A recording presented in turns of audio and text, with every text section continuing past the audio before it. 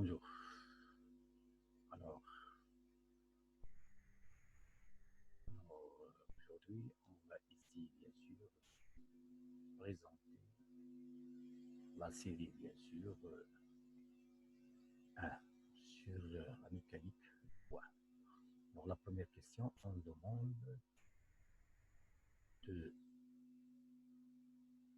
représenter graphiquement les points avec A, elle a les coordonnées moins 2, 1, 3, et B, elle a les coordonnées de moins 1 et 1. Et après, on demande d'écrire les vecteurs au A, au B et AB dans la base, bien sûr, I, J, K.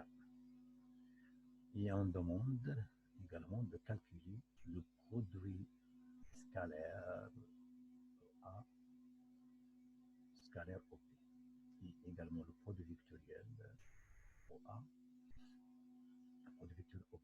Et après, on demande de calculer le module A, le OP, bien sûr, et déduire l'angle, bien sûr, AOB.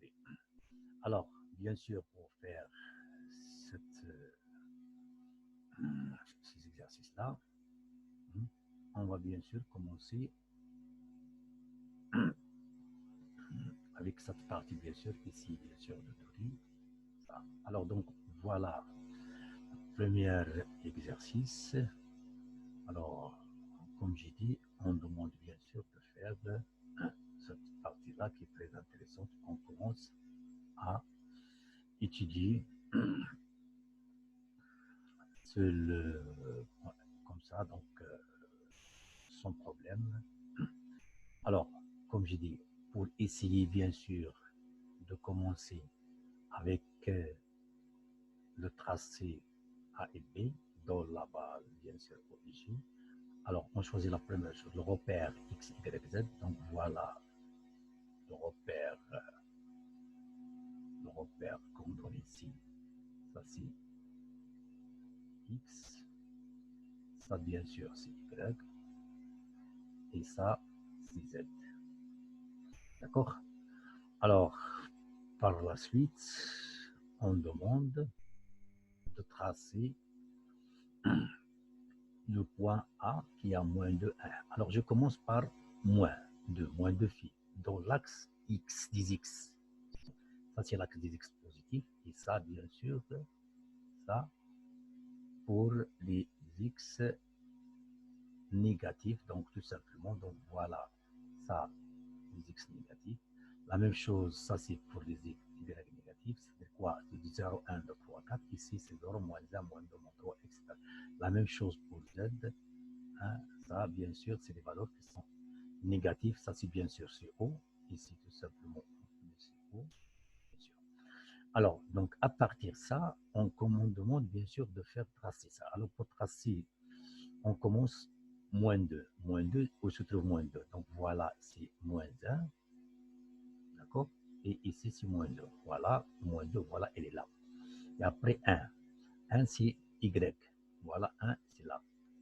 Donc, voilà Y. Et après, pour tracer le point, le moins 2 et 1 dans le plan XY, donc on trace le parallèle ici. Alors, un parallèle ici. C'est la même chose, je fais le parallèle à Y. Et l'intersection, elle me donne bien sûr ce point-là. Ça, bien sûr, le point, bien sûr, moins 2, 1, il se trouve ici. Alors après, pour bien sûr essayer de faire tracer 3, qu'est-ce qu'on fait? On trace une parallèle. Alors, on va faire un parallèle à travers ce point-là à Z. Et après, qu'est-ce que je fais? Donc 3. Donc voilà au 3. Donc voilà, vous avez quoi? Vous avez 1, 2 et 3. Et après, je fais la projection, toujours parallèle, une droite qui est parallèle à ce plan-là, plan YX. Donc je fais une parallèle. Alors une fois qu'on fait donc l'intersection avec ça, elle me donne ce point-là. Donc voilà, c'est ce qu'on appelle le point bien sûr A, O, et là les coordonnées bien sûr, c'est clair, donc tout simplement c'est moins 2, A, ça et la moins 2, et bien sûr il a 1 et 3, comme ça. Donc, c'est très intéressant pour essayer d'exprimer ça. Je peux faire bien sûr la même chose pour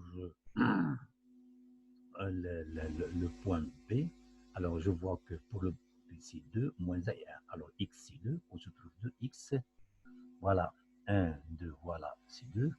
Alors, pour y c'est moins 1, donc voilà l'axe des y, ça c'est plus x positif, ça c'est négatif, donc moins 1, donc voilà moins 1.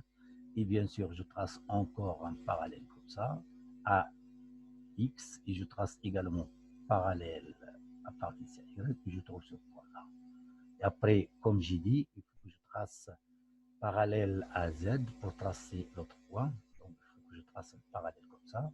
Alors, et je compte, ici, c'est 1.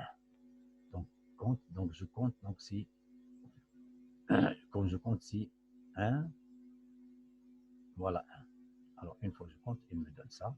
Donc, à partir d'ici, donc 1. Et je fais encore le parallèle à, voilà 1, il est là. Je trace le parallèle toujours comme ça. Et voilà. Et voilà ce point. Donc, voilà le point B, il est là. Donc, voilà, le point B, il est là. Donc, c'est comme ça que je peux tracer avec les coordonnées. Ça, c'est bien sûr pour faire la présentation. Également, on peut faire d'autres choses.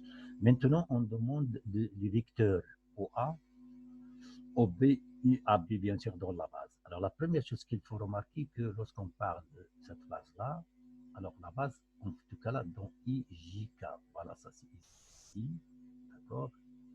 On donne la base, c'est tout simplement ça, c'est I.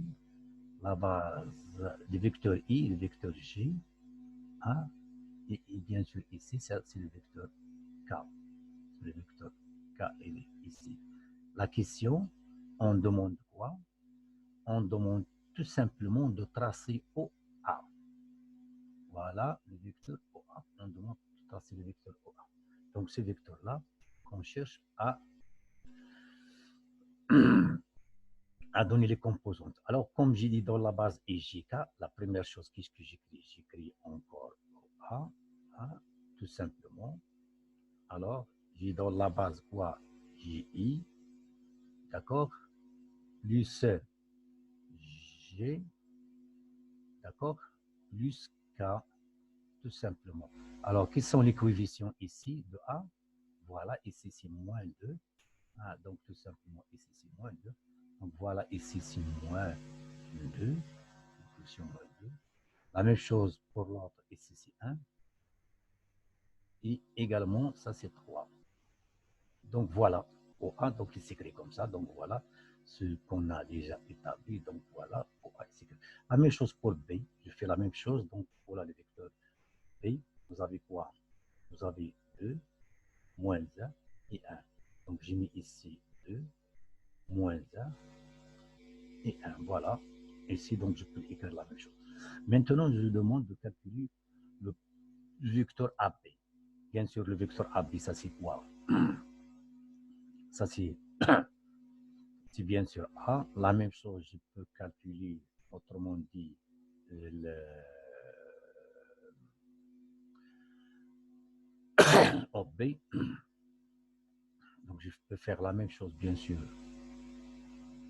Alors, pour faire ça, donc la même chose, je dois utiliser, bien sûr, pour essayer de comprendre, c'est-à-dire OB. Alors, pour savoir OB, c'est quoi? Si tout simplement, je fais la même chose, je dis quoi? C'est 2, suivant I, d'accord? C'est moins 1, suivant G, et également, c'est plus K, et 1, bien sûr, suivant K. Voilà, sur le vecteur K, donc voilà, on peut noter. Alors maintenant, pour calculer AB, c'est quoi AB? C'est tout simplement, c'est-à-dire, la question, c'est tout simplement, c'est-à-dire, c'est tout simplement, c'est 2 moins 2, suivant I. C'est-à-dire, j'ai mis ça, moins ça. C'est-à-dire 2 moins 2, bien sûr. Alors, ça, suivant I. La même chose pour le G. Qu'est-ce que j'ai mis? Moins 1, d'accord? Moins 1, c'est clair. Alors, suivant J. Et pour le troisième terme, suivant K, donc encore ici, vous avez quoi? 1, moins 3. 1 moins 3, suivant K. Voilà, c'est comme ça qu'on peut calculer ça. Et une fois, donc, si je calcule, donc je trouve ici, bien sûr, donc ça c'est 2 plus 2, donc c'est ça le résultat qu'on a déjà établi, hein, donc sans problème, hein, on peut le faire, donc c'est ça. Donc voilà, ça c'est 2, ça c'est pour les termes qu'on a déjà établis, comme ça c'est bien. Donc quand je fais la somme, donc je trouve comme ça, après voilà, donc c'est bien. Je peux également calculer le produit scalaire entre A et B. Alors, tout simplement, ce que vous avez noté, lorsqu'on calcule les produits scalaires entre OA et OB, il faut faire attention. Dans ce cas-là, qu'est-ce que je dois faire? Je dois en tout cas là multiplier OA, multiplier ce terme, ça avec ça. Et après, je multiplie ça avec ça et également ça avec ça. D'accord? La même chose pour les autres. Alors, ce que vous avez constaté quand je multiplie I avec I, ça donne 1. Parce que vous vous rappelez bien que lorsqu'on parle de vecteur I fois le vecteur I, alors tout simplement c'est quoi? Comme j'ai dit, c'est la norme de I. Alors tout simplement c'est la norme de I fois la norme de I également. Alors multiplie bien sûr par le cosinus, hein, de l'angle II. Entre les deux vecteurs II. Quand je multiplie entre les vecteurs de I, ça donne quoi? Bien sûr, vous vous rappelez bien, c'est quoi? Ça, c'est tout simplement, ça, c'est la norme de I. Le vecteur I, bien sûr, c'est un vecteur unitaire, ça donne 1. La même chose, ça donne 1. Et vous savez bien que II, c'est-à-dire ça, c'est 0. Hein? Qu'est-ce qui signifie? Yani collinière. I sont collinières, donc ils ont un angle 0. Et le cosinus de 0 donne quoi? C'est 1. Alors, forcément que ça est égal à 1. La même chose quand je multiplie J avec J, c'est 1. Je trouve 1. 1. La même chose quand je multiplie le vecteur K avec K, d'accord? Bien sûr, le vecteur K avec le vecteur K, ça donne également 1. Voilà, c'est très bien, c'est ce qui est très intéressant. Alors, par contre, quand je multiplie, bien sûr, I avec J, ça donne 0. Hein? C'est-à-dire, quand je multiplie, c'est simple. Quand je multiplie, c'est-à-dire I, hein, fois G, ça donne quoi?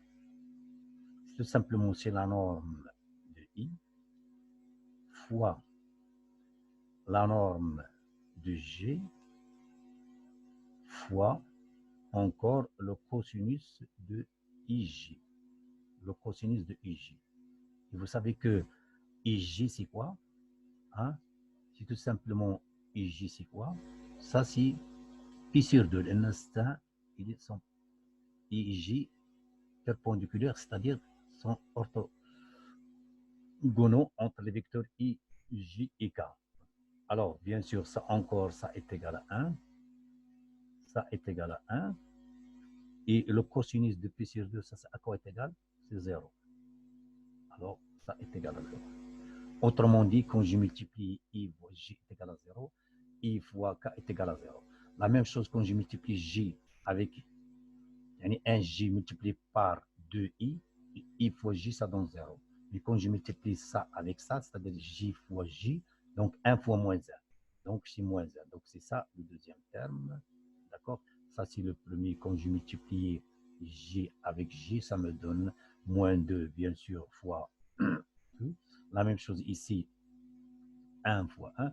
Bien sûr, pour K, avec I, ça donne 0. Avec J, ça donne 0. Et K avec K, c'est 3 fois 1.